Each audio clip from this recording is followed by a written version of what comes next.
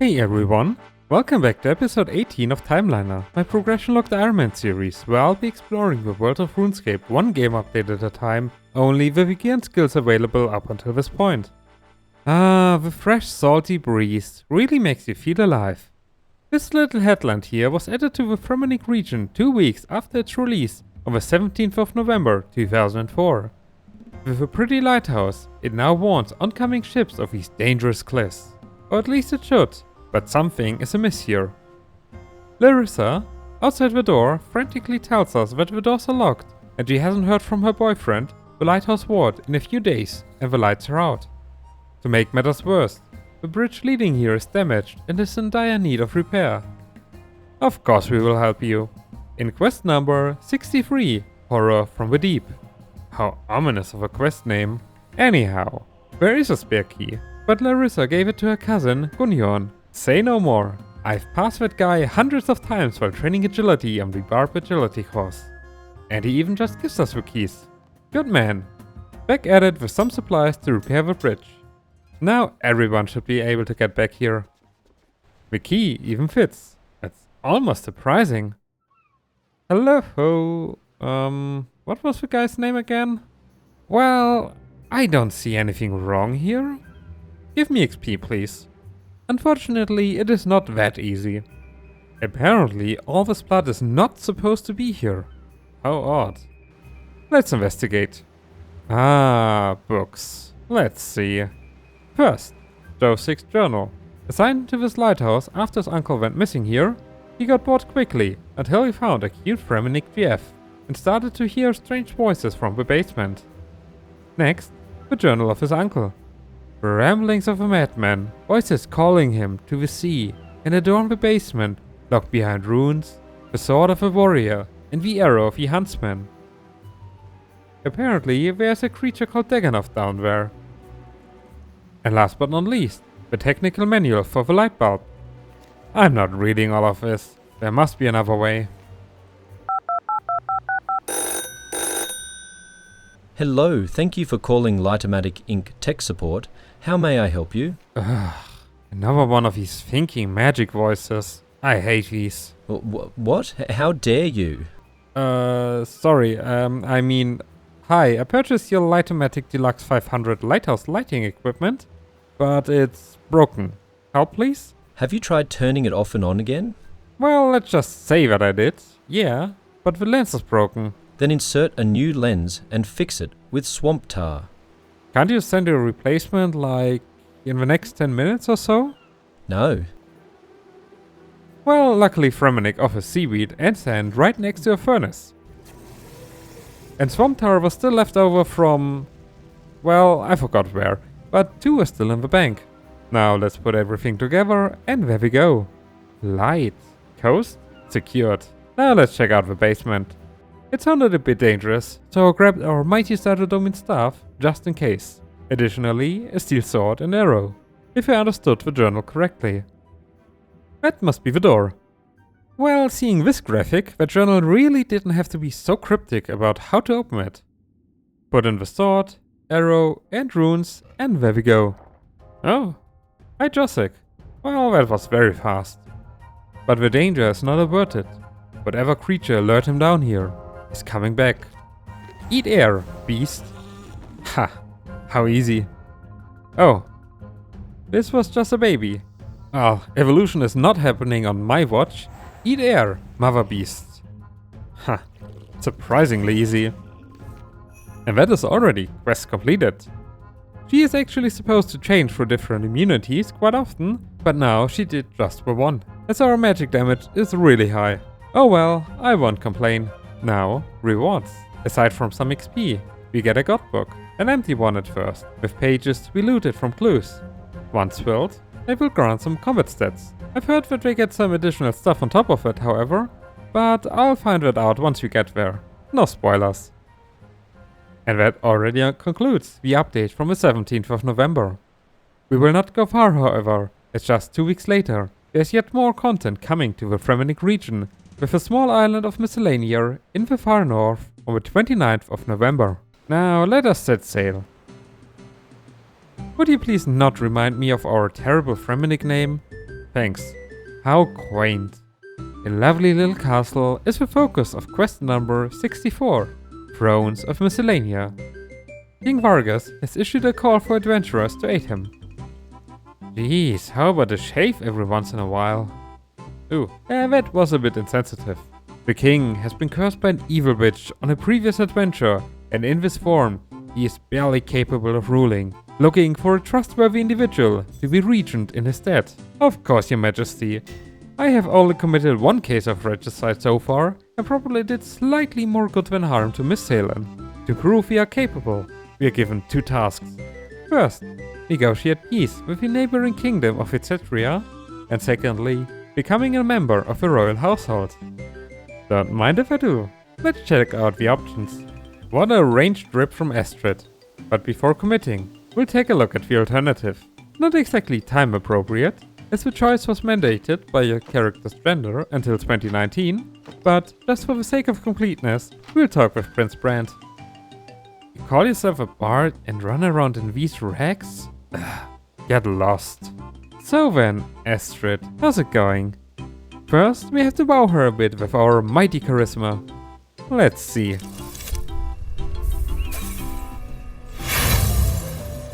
Great success. Now we need a gift. Some flowers? Sure, for 15 GP that's just cheap love. We repeat that twice more and give to her the weakest bow and cheapest ring we can find. And just like that, she promises us her hand in marriage. Wonderful. If only it were that easy. Now off to do some diplomacy. Damn queen, try some modesty. Apparently, Miscellenia declared war on them and claims their lands, after she called Vargas a pompous fool for still going on to adventures. The war, however, is at a complete stalemate, as neither side has an army. Huh, we could have seen that one coming. Sigrid is willing to put the hostilities to an end if Vargas recognizes their independency. Back to the king then. I have a feeling this won't be the last time we run back and forth. Vargas agrees, but only after they alter their anthem to no longer mock his domain. That does sound like a reasonable request. Back to the queen, and she agrees, but tasks us with procuring a new anthem, as we do not have a bard. If only we knew of a capable one living nearby. Hello, Brand.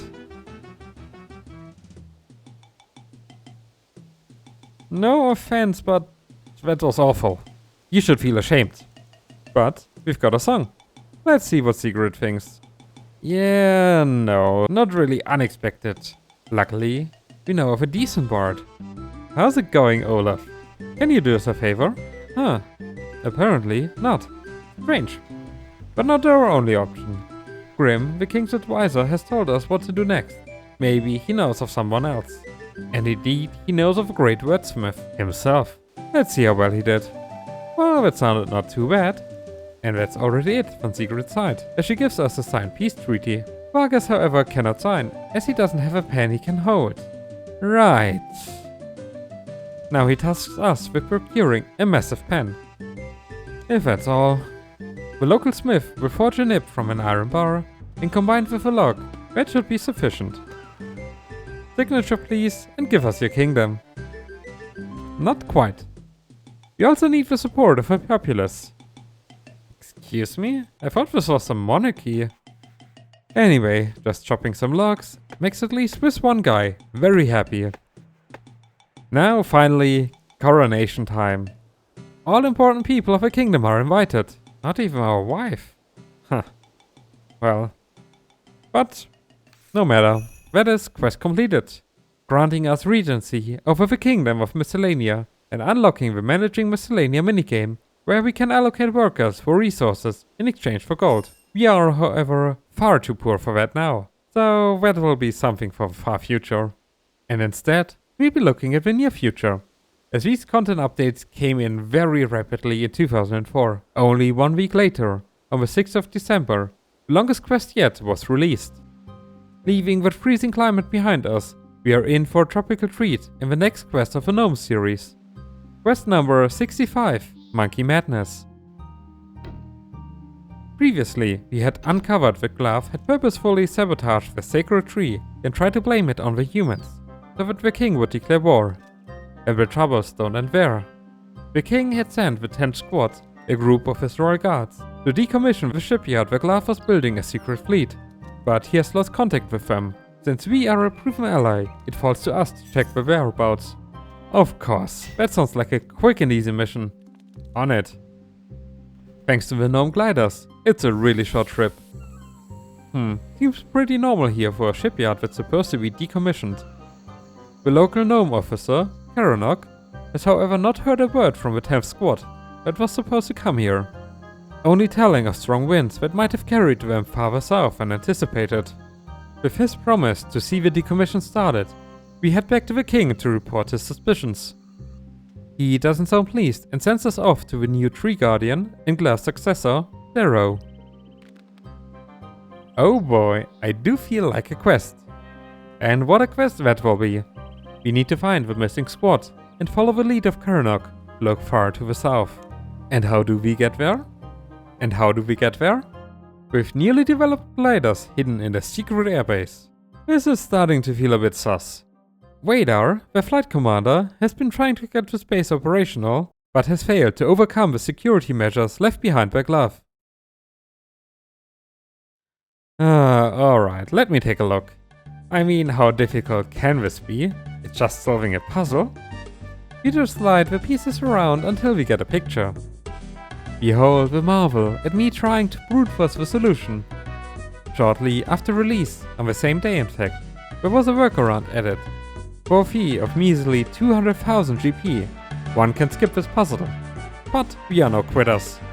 The optimal solution is around 150 moves or so, if I recall correctly when I last did this with the Runescape helper a few years ago. Just a few more moves and that was finally it. Whew, how time flies when you are having fun. Only took 19 minutes and 28 seconds. A quick recall later for our default adventuring gear and onwards. Shame, no animation for a flight, but we found them. Or at least one of them. Lamdo. He was left behind here to guard the crashed gliders. They indeed were blown southwards by strong winds and ended up on this remote island, right next to a larger one inhabited by monkeys. With some wood gathered here, they set off searching for a suitable place to relaunch their gear. Alright, take us over to them then. Meanwhile, for reasons I absolutely do not understand, we see a cutscene confirming that Karanok is in cahoots with Glove and has no intent of decommissioning the shipyard, and also warns of further agents loyal to Glove in our ranks. We need to be watchful. But first, exploration. Lush jungles, destroyed houses, how lovely. And there seems to be the local population.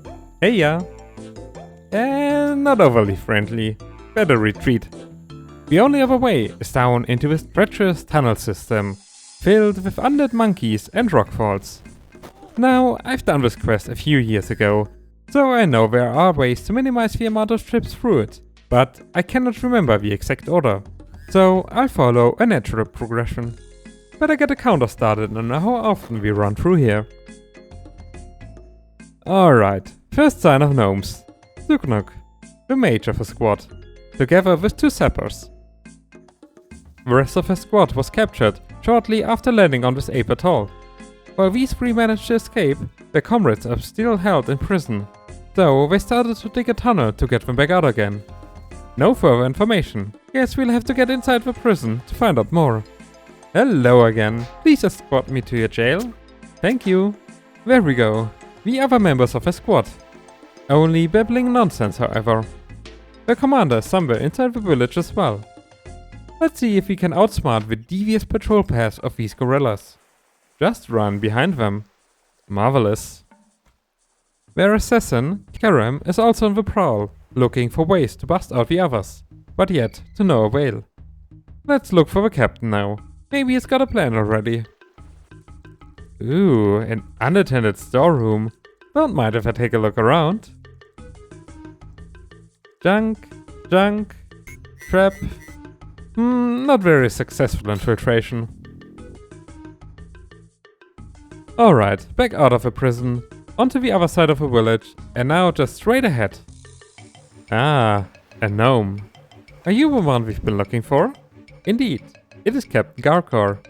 He reveals to us that he managed to get some few messages through to the king and specifically requested our presence.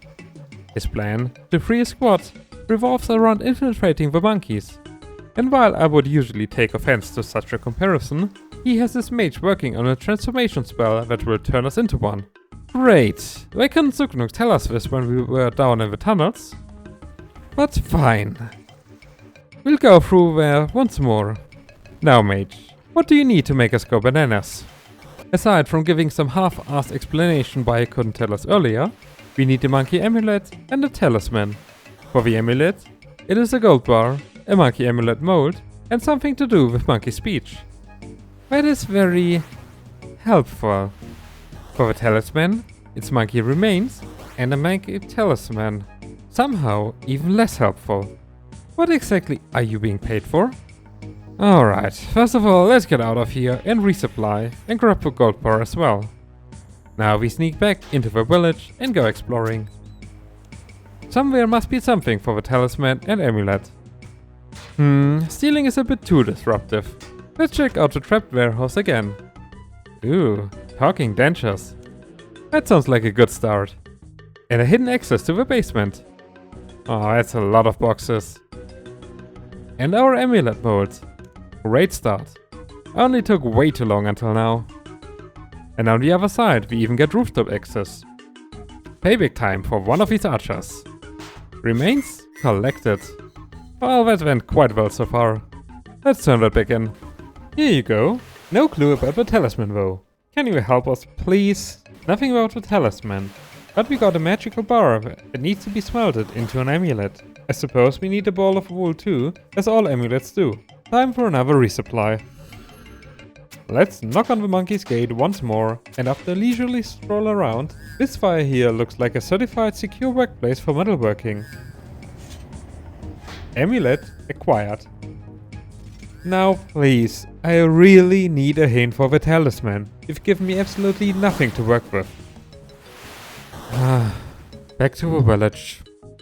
Ooh, what do I spy here? An unattended child. In exchange for some bananas, he gives us a toy talisman. That sounds like a fair trade deal. Now then, Suknuk. That should be everything for the talisman, right? It is.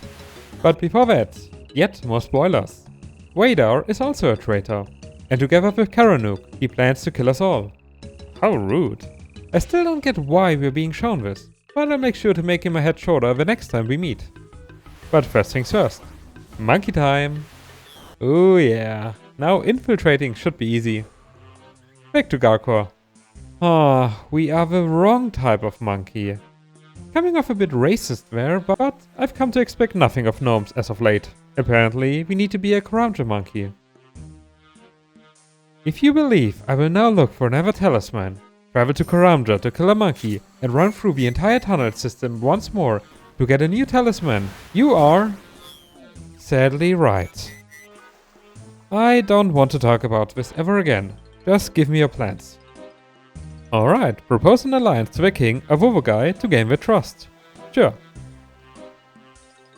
And to prove our sincerity, we need to free a monkey from captivity in the RD Zoo.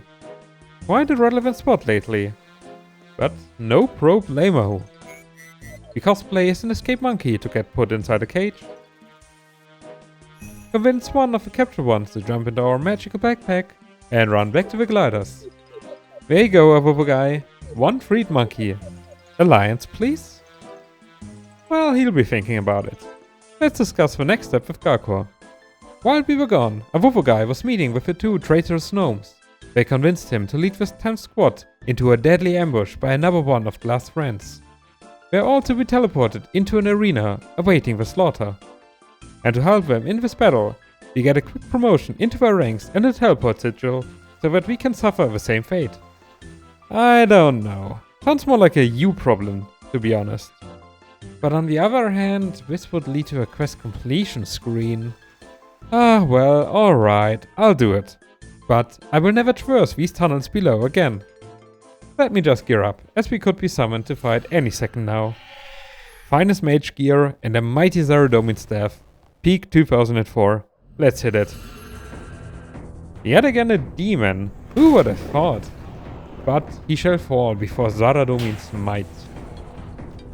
For being such an elite troop of warriors, these gnomes do absolutely jack shit. Just walking in circles, occasionally shooting an arrow if they feel like it. You know your lives depend on this fight as well, right? But okay, we do it ourselves as always, and the demon goes down. Let's get out of here and back to the king. Quest completed. Wow, how generous! 10,000 coins and 3 whole gems. Wow! Maybe I should check in with Glove and see how much he pays his underlings. But luckily it doesn't quite end there. As members of a 10th squad, we get access to a special training. 110,000 XP split among the melee combat skills.